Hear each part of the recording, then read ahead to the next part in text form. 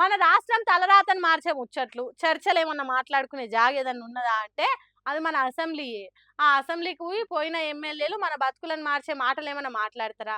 లేకుంటే వాళ్ళ కొట్లాటలు వాళ్ళకే సరిపోతాయా అనేది అసెంబ్లీకి పోయినోళ్ళకే తెలవాలి గానీ, మంత్రి పొన్నం ప్రభాకర్ సారు మాత్రం కాసింత ఎక్కువనే కోపం చేసిండు.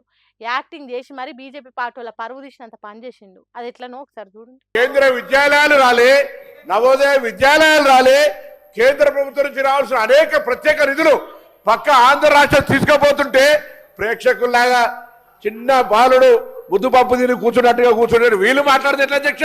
ఏంది సారు అంత మాట అంటారు? ఒక్కసారే ముద్దపప్పు తిన్నోళ్ళ తిరగ కూస్తున్నారు బీజేపీ ఎమ్మెల్యేలు అంటే ఫీల్ కదా సార్? వాళ్ళు నవోదయాలు రాకపోవచ్చు, కేంద్రీయ విద్యాలయాలు రాకపోవచ్చు, సెంటర్ సర్కార్ నుంచి రావాల్సిన నిధులు ఆంధ్రప్రదేశ్కు పోయినాయి కావచ్చు, తెలంగాణలో ఉన్న ఏ ఒక్క ప్రాజెక్టుకు జాతీయ హోదా తీసుకురాకపోవచ్చు, మన రాష్ట్రానికి రావాల్సిన ఐటీఐఆర్ గుజరాత్ రాష్ట్రానికి పోయిందే కావచ్చు, తెలంగాణ నుంచే కేంద్రానికి పన్నుల రూపంలో ఎక్కువ నిధులు పోతున్నాయి కావచ్చు.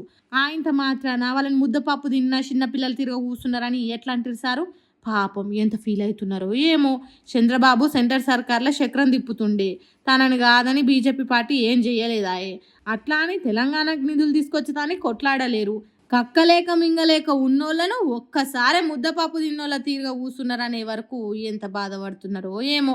మంత్రి గారు మీకు ఇది న్యాయం కాదు సారు.